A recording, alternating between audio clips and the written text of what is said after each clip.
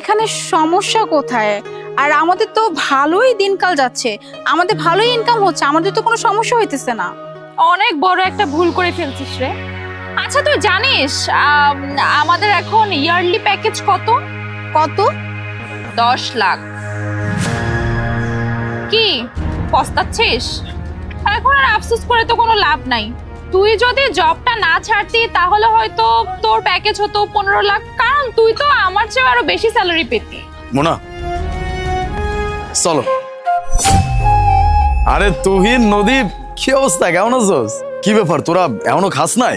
না খাইনি, তবে খাবো।